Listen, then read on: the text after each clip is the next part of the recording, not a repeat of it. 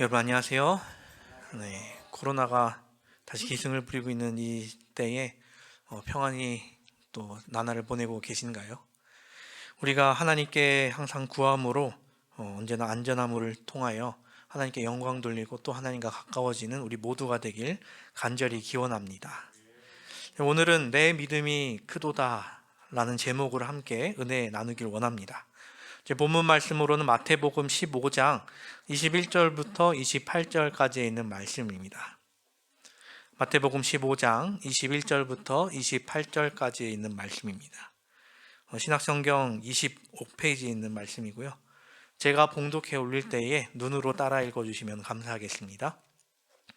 마태복음 15장 21절부터 28절까지에 있는 말씀입니다.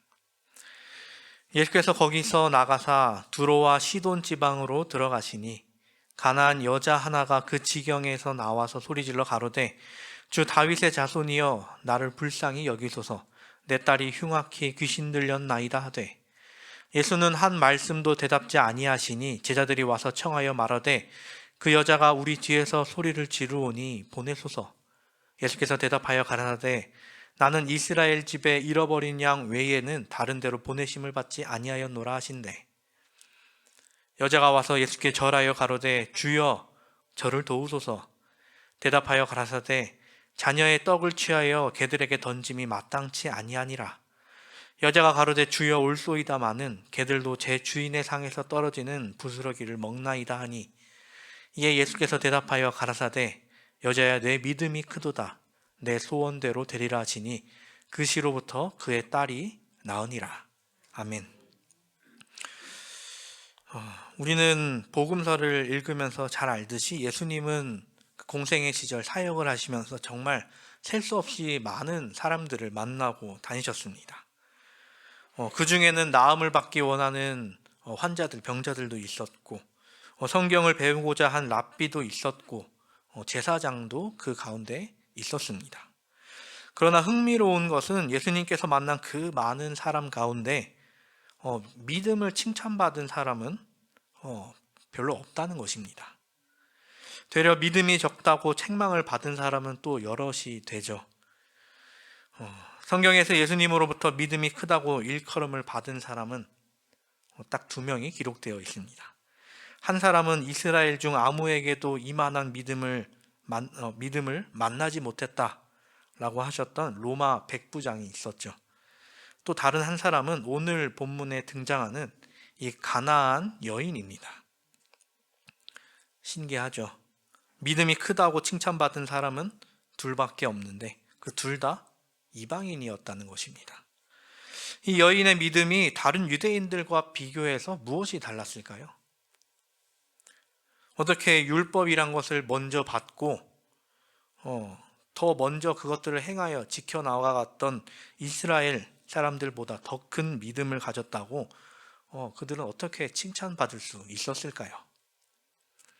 오늘 이 시간 함께 이 큰 믿음을 가졌다라고 일컬음을 받은 이 가나안 여인에 대하여 살펴보면서 우리의 믿음을 한번 점검하고 하나님의 은혜에 또 감사하는 시간을 가져보려고 합니다. 예수님은 오랜 시간 갈릴리에서 사역하시다가 그곳에서 약 50km 떨어진 두로와 시돈 지방으로 발걸음을 옮기셨습니다. 이 두로와 시돈은 이제 페니키아 지역에 속한 동네였고 이스라엘이랑 관계를 따지자면 거의 적대적인 관계였습니다. 구약 성경에서는 특별히 하나님께서 선지자들을 통하여 두로와 시돈을 벌하는 기별을 내리시기도 하셨습니다. 예수님은 특별히 이 지역을 들어가셨는데 이제 그것에서 바로 이 본문에 등장하는 가나안 여인을 만나게 되신 것입니다. 이제 마가는 특별히 이 여인을 이제 수로보니게 사람이라고 기록을 했는데 이제 마태복음에 와서는 그녀를 이제 가나안 여인 정도로 이제 기록을 하고 있습니다. 이제 가나안인은 이미 이제 페니키아에 흡수된 민족이었는데 마태가 이 여인을 가나안 여인이라고 표현한 이유는 그녀가 이스라엘의 원수였던 옛 조상인 가나안의 후손을 강조하기 위함이 아니었을까 생각해 봅니다. 즉 이 여인은 예수님과 함께했던 제자들 눈에는 원수처럼 보였겠죠. 그런데 이 여인의 사정은 정말 매우 딱했습니다. 그녀의 사랑하는 딸이 흉악한 귀신이 들렸다라고 이야기를 하죠. 흉악하게 들렸다라는 것은 그 귀신 들린 딸의 상태가 너무나도 상태가 나빴다라는 것을 묘사하고 있음을 우리는 볼 수 있습니다. 그냥 정신이 없는 정도가 아니라 뭐 곧 있으면 목숨을 잃을지도 모르겠다. 그 정도로 위태로운 상태였다는 것이죠. 딸을 고치기 위해 용한 의원들에게도 가보고 좋다는 약도 먹어봤으나 전혀 차도가 없었기에 그녀를 고쳐줄 수 있는 유일한 방도는 예수님을 만남으로 예수님의 기적을 통하여 나음을 받는 방법밖에 없겠다라고 생각을 했던 것입니다. 어떻게 예수님이 오셨다는 소식을 들었는지 알 수는 없지만 예수님을 목격한 여인은 많은 군중의 뒤를 쫓으며 예수님께 부르짖죠. 그녀의 소리가 얼마나 컸으면 함께 있는 사람들이 다 그녀의 사정을 알 수 있을 정도였습니다. 딸을 살리기 위한 어머니의 그 소리가 얼마나 컸겠습니까? 사람들은 이 딱한 사정을 가지고 예수님을 찾아온 여인이 누군지 이제 되돌아보게 됩니다. 그리고 그녀가 가나안의 후손이었다는 것을 알게 되었고 딱하다고 동정했던 제자들은 이내 돌아서서 그녀를 무시했을 것입니다. 그녀가 무시받는 이유는 그저 가나안 여인이었기 때문이었습니다. 심지어 예수님도 그녀를 돌아보지 않았다라고 이제 이야기를 하죠. 분명 그녀의 외침 소리를 들었으나 발걸음을 멈추지 않고 예수님께서는 한마디의 대꾸도 없으시고 가실 길을 걸어가고 계셨습니다. 예수님의 이 행동은 우리가 보기에 어떻게 보면 굉장히 매정해 보일 수 있지만 당시 유대인들에게는 당연해 보였다는 것입니다. 가나안인은 그들이 이스라엘 사람들이 상대할 이유가 없는 민족이라고 그들은 생각했기 때문이었죠. 그렇게 한참을 무시하고 걸어가는데도 이 여인은 그 소리 지르는 것을 멈추지 않고 결국 제자들은 예수님께서 그녀가 포기하고 돌아가도록 한마디 해주시기를 요청합니다. 그녀가 불쌍해서 도와달라고 하는 것이 아니라 관심이 없으니 좀 가라고 말해달라는 것이죠. 이 제자들의 요청에 예수님께서는 입을 여셨는데 그 예수님의 말씀은 여인으로 하여금 어떻게 보면 더 절망에 빠지는 이야기였습니다. 나는 이스라엘 집에 잃어버린 양 외에는 다른 데로 보내심을 받지 아니하였노라. 자녀의 떡을 취하여 개들에게 던짐이 마땅치 아니하니라. 이것이죠. 나는 이스라엘만을 위하여 보내심을 받았다. 나는 너 같은 이방인을 위하여 온 것이 아니다. 나는 너를 절대로 돕지 않을 것이다. 이런 표현이었겠죠. 심지어 성경에 부정한 짐승으로 자주 표현되었던, 어떻게 보면 굉장히 낮은 짐승으로 표현되는 이 개를 여인에게 빗대어 말씀하셨습니다. 다양한 민족이 상대방을 모욕할 때 개를 빗대어 말하는 경우가 상당히 많죠. 그것은 모두 사람에게 사람보다 못하다는 표현으로 사용되는 동물이기도 하죠. 당시 유대인들에게 있어서 가나안인은 정말로 개처럼 느껴질 정도였다는 것입니다. 예수님의 이 말씀을 들은 이 말씀은 제자들로 하여금 당연하지 라는 생각을 불러일으켰을지도 모르겠습니다. 예수님 이제 돌아가시죠. 참 읽으면 읽을수록 가슴 아픈 말일 것입니다. 물론 당시 문화가 그랬고 가나안과 이스라엘 사이가 그렇게 좋지 못했다는 것은 알지만 그래도 절망에 빠진 이 여인의 간청을 너무 매정하게 두고 돌아서는 예수님의 말씀이 일반 사람들이 보기에는 정말 이게 예수님이 맞는가? 라는 생각을 불러일으키게 하죠. 이 말씀을 전 묵상할 때마다 내가 그 여인이었다면 어땠을까라는 생각을 해보곤 합니다. 예수님이 저렇게 나에게 말씀하셨다면 나는 과연 예수님을 다시 따라갈 수 있었을 것인가? 예수님이 나를 외면하신 것이 아니라 집에서 이 고통 속에 죽어가고 있는 딸을 살릴 방법이 전혀 없다는 것이 더 절망으로 다가왔을 것입니다. 그렇게 한참을 울다가 예수님을 원망했을지도 모르죠. 아니면 당장에 달려가 예수님의 멱살을 잡고 흔들었을지도 모르겠습니다. 구약 성경에서 본문에 우리가 함께 본 가나안 여인처럼 자신을 개처럼 표현했던 한 인물이 있습니다. 바로 요나단의 아들 절름발이 무비보셋입니다. 이스라엘 정권이 이제 사울로부터 다윗으로 넘어가면서 사울의 가족들은 모두 도망자 신세가 될 수밖에 없었죠. 이스라엘의 왕이었던 사울이 그의 아들 요나단뿐 아니라 다른 두 아들까지 모두 블레셋과의 전투에서 목숨을 잃게 되죠. 무엇보다 다윗을 여러 번 죽이려고 할 정도로 미워했던 그 사울의 뒤를 이어서 다윗이 왕이 되면서 자연스럽게 사울의 가족들은 새로운 정권의 눈을 피해 도망칠 수밖에 없었을 것입니다. 어느 민족이나 마찬가지로 행여나 있을 반란을 막기 위해 정권이 바뀌게 되면 그 전에 있던 정권을 견제하기 위해 그 사람들을 잡아서 유배 보내거나 처형을 시키거나 즉 이제 숙청을 했었죠. 다윗은 왕이 된 후 그는 자신을 목숨처럼 사랑했던 그의 친구 요나단을 분명 기억했습니다. 요나단도 사울과 함께 목숨을 잃었기에 혹시나 그의 가족이 남아있지는 않을까 부하들을 시켜 찾도록 했죠. 그때 발견한 사람이 바로 요나단의 아들 무비보셋이었습니다. 절름발이라고 표현됐던 그 무비보셋은 분명 왕의 가족이었으나 이젠 혼자서도 먹고 살기 힘든 처지가 되어버리고 말았습니다. 거기다가 다윗의 정권의 눈을 피해 조용히 살아야 했기 때문에 정말 앞날이 막막했겠죠. 그런데 어디다가 도움을 요청할 방법도 없었을 것입니다. 그런 무비보셋을 다윗이 찾아서 궁으로 불러들였을 때 그는 다윗에게 이렇게 이야기합니다. 왕이 가로되 사울의 집에 남은 사람이 없느냐? 내가 그 사람에게 하나님의 은총을 베풀고자 하노라. 시바가 왕께 고하되 요나단의 아들 하나가 있는데 절뚝발이니이다. 왕이 저에게 묻되 그가 어디 있느냐? 시바가 왕에게 고하되 로드발 암미엘의 아들 마길의 집에 있나이다.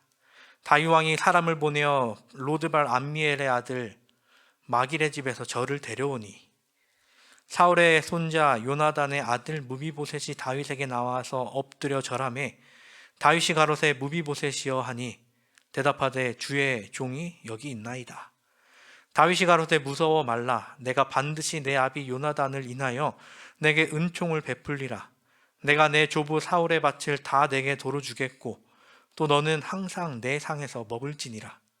저가 절하여 가로되 이 종이 무엇이간데 왕께서 죽은 개 같은 나를 돌아보시나이까.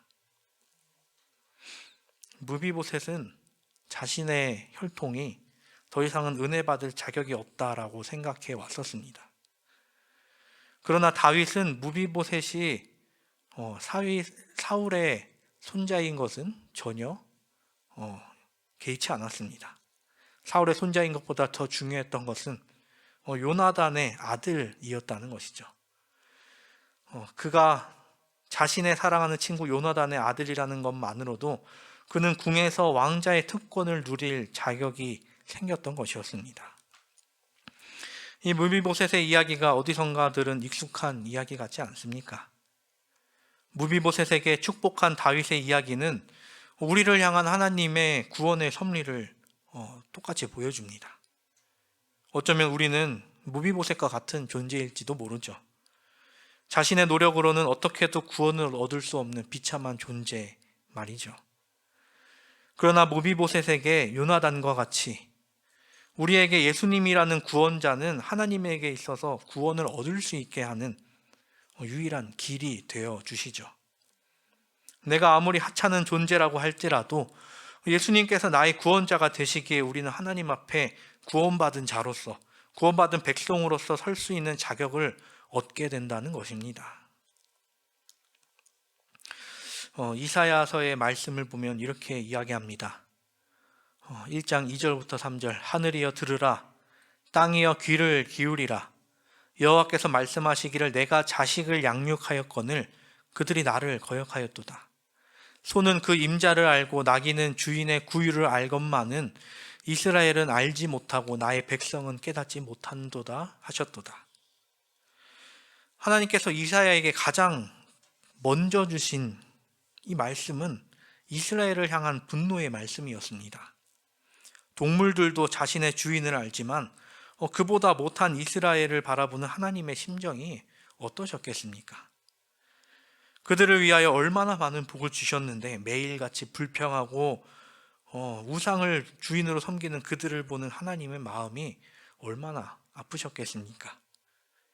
하나님의 심정을 보면 이스라엘은 정말 버림받아도 할 말 없는 그런 백성들이었습니다. 하나님이 아닌 세상이 주는 쾌락과 방탕함, 즐거움을 찾는 이 시대의 백성들이 어떻게 보면 이스라엘과 같지 않나 생각해 봅니다. 그런데도 너무나 감사한 것은 그럼에도 불구하고 하나님은 이렇게 감사한 약속을 우리에게 주신다는 것입니다. 이사야 같은 장 18절, 여호와께서 말씀하시되 오라 우리가 서로 변론하자. 너희 죄가 주홍 같을지라도 눈과 같이 희어질 것이요 진홍같이 붉을지라도 양털같이 되리라. 너희가 나를 떠나 우상을 섬긴다 할지라도 나는 너희를 사랑하고 너희가 내게로 돌아온다면 언제든지 용서할 것이다. 이방인이었던 가나안 여인, 망한 사울의 가족인 무비보셋처럼 우리는 죄인으로 하나님 앞에 설기에는 아주 부끄러운 존재일지 모르겠습니다. 그러나 예수님께서 우리를 위하여 십자가에 달려 돌아가신 어린 양이 되셨기 때문에 우리는 그 안에서 기뻐할 수 있는 것입니다. 내가 자격이 있어서가 아니라 온전히 예수님이 나를 사랑하시기 때문에 우리에게 주어지는 그 구원이라는 선물, 그 은혜에 감사하는 우리 모두가 될 수 있는 것이죠. 우리는 우리에게 받은 것들을 어떻게 여기며 살아가고 있습니까? 스코틀랜드 출신인 산부인과 의사 제임스 심슨이라는 사람이 있습니다. 이 사람은 어떻게 보면 가난한 집안에서 태어났으나 되게 명석한 머리를 가져서 에딘버러 의과대학을 졸업하고 29살이라는 되게 젊은 나이에 병원의 교수가 되었습니다. 그는 분만실에서 아이를 받으면서 어떻게 하면 환자들의 고통을 덜어줄 수 있을까 고민을 하다가 1847년 환자를 잠재우는 클로로포름이라는 마취제를 발견하게 됩니다. 그는 의학계의 노벨상감이었고 수많은 사람들에게 찬사를 받았습니다. 그 전까지는 마취 없이 수술을 하는 게 보통이었기 때문이죠. 정말 말도 안 되는 것이죠. 수술하다가 죽는 사람들도 굉장히 많았으니까요. 그런데 이 마취라는 것을 발견한 뒤로 많은 사람들이 그 수술로 오는 고통, 어떻게 보면 트라우마가 굉장히 줄어들었습니다. 그렇기 때문에 이 제임스 심슨이라는 사람의 이 발견은 대단한 업적으로 칭송받을 만했습니다. 그는 시간이 지나 강의를 하던 도중 한 학생으로부터 질문을 받습니다. 교수님의 생애에서 가장 뜻깊고 소중했던 발견을 하나 꼽자면 무엇이었습니까?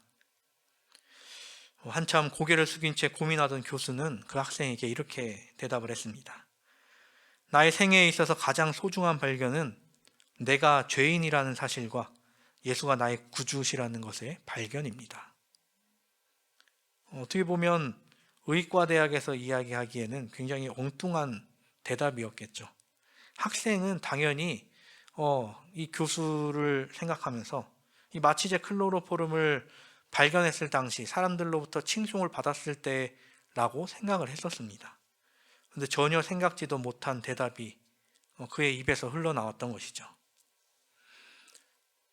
제임스 제임스 심슨의 의사의 고백처럼 분명 우리는 구원받을 자격이 어떻게 보면 개인으로부터 주어지지 않습니다.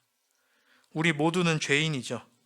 그러나 그것을 주님 앞에 시인하고 그에게 구원을 바랄 때 그리스도께서는 우리를 벌하시는 것이 아니라 값없이 주시는 은혜, 구원의 선물을 받고 하나님의 자녀로 되돌아갈 수 있는 자격을 얻을 수 있다라는 것입니다. 은혜라는 것은 절대로 돈을 주고 살 수 있는 것이 아니죠. 나에게 누군가 베풀어주는 선물이 바로 은혜인 것입니다. 그렇게 그리스도의 다음없는 사랑에 늘 감사하고 주께서 우리에게 주시는 그 선물에 순종으로 보답하는 우리 모두가 되기를 간절히 소망합니다. 예수님은 이야기하십니다. 26절에 대답하여 가라사대 자녀의 떡을 취하여 개들에게 던짐이 마땅치 아니하니라. 이 모욕적인 말을 들었고 자신을 짐승으로 여김을 당한 여인의 대답은 달랐죠. 여자가 가로되 주여 올소이다마는 개들도 제 주인의 상에서 떨어지는 부스러기를 먹나이다 하니. 그의 고백은 그러한 것이죠. 주여, 주님의 말씀이 100번 옳습니다. 저는 짐승같이 보잘것없는 사람입니다. 그러나 주님, 개도 주인의 상에서 떨어지는 부스러기를 먹지 않습니까? 예수님은 무리 앞에서 어떻게 보면 여인의 믿음을 시험하셨던 것이죠. 그리고 그녀의 대답을 들으시고 또 그녀의 믿음을 칭찬하십니다. 이에 예수께서 대답하여 가라사대 여자야 내 믿음이 크도다. 내 소원대로 되리라 하시니 그 시로부터 그의 딸이 나으니라. 그녀가 칭찬받았던 이유는 그녀가 포기하지 않았기 때문이 아니라 가슴이 찢어지는 모욕을 들었음에도 불구하고 자신이 짐승 같은 하찮은 존재임을 주님 앞에 인정하고 부스러기라도 달라고 시인했기 때문이었습니다. 성경에 기록된 사람들 말고도 수많은 사람들이 예수님을 찾아왔었겠죠. 그 중에는 정말로 유대인들 사이에서 저 사람 정말 경건한 사람이야, 정말로 좋은 사람이야 라는 사람들도 있었고 굉장히 존경받는 사람들도 있었습니다. 어떤 이들은 사람들 앞에서 예수님께 칭찬을 받고 싶어서 찾아왔을 수도 있습니다. 그 사람들이. 그러나 그들이 예수님께 책망을 듣거나 자신이 듣고 싶은 말을 듣지 못했을 때 그들은 근심하여 되돌아갔습니다.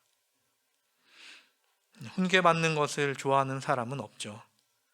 물론 그것이 나로 하여금 더 좋은 사람이 되도록 주는 것임을 머리로는 알지만 가슴은 살짝 아픔을 느낍니다. 그래서 사람들은 다른 이들 앞에서 자신의 단점을 계속 감추려고 하죠. 남들에게 더 좋은 평가를 받기 위해 아니면 내가 더 좋은 사람으로 나타내 보이기 위해 한껏 자신을 치장하고 가립니다.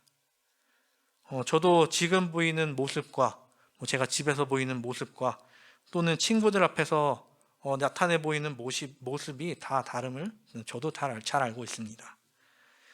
제가 다른 설교 때도 이야기했지만 언행일치된 모습을 항상 꿈꾸며 살아가지만 또 그게 쉽게 되지 않아서 여러모로 반성할 거리들이 굉장히 많습니다. 좀 더 진중해 보이고 싶고 좀 더 영적인 모습으로 보이고 싶어 합니다. 어찌 보면 제 자신을 너무나도 꾸미고 있는 거겠죠. 사랑하는 성도 여러분, 예수님 앞에서는 그런 모습이 아니라 다른 모습으로 나아가게 되기를 간절히 바랍니다. 예수님은 자신의 모습 그대로 나아오기를 바라십니다. 죄인의 모습 그대로 나아오기를 원하시죠. 부끄러워하지 말고 감추려고 하지 말고 도움이 필요하다는 것을 인정하고 주님 앞에 죄인으로 나아오기를 예수님께서는 바라고 계십니다.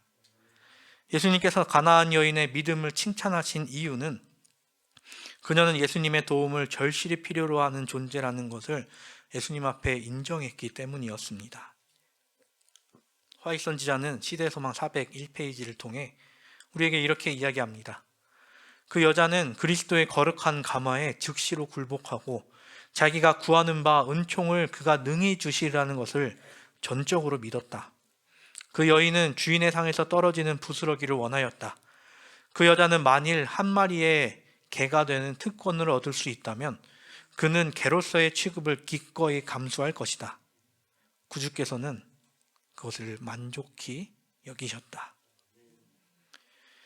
자신의 모습이 초라하고 사람으로부터 존경받지 못하는 가나안인이라고 할지라도 예수님께서는 구주를 간절히 필요로 하는 그 믿음을 예수님께서는 보신 것입니다. 바울은 십자가의 도가 멸망하는 자들에게는 미련한 것이요 구원을 얻을 자들에게는 하나님의 능력이라고 이야기를 했죠. 은혜를 필요로 하지 않는 자들에게 십자가의 도는 그저 미련한 것이지만 우리를 구원하시는 그리스도의 은혜는 그 은혜를 받기 원하는 자들에게 주어지는 정말 완벽한 선물입니다. 주님 앞에 겸손한 죄인으로 나아간다면 주님께서는 우리를 결코 내치지 않으실 것입니다. 그뿐 아니라 그 따뜻한 품 안에 우리를 품어주신다는 것을 기억하고 내 모습 그대로 주 예수 그리스도께 나아가는 우리 모두가 되기를 바라며 말씀을 줄이겠습니다.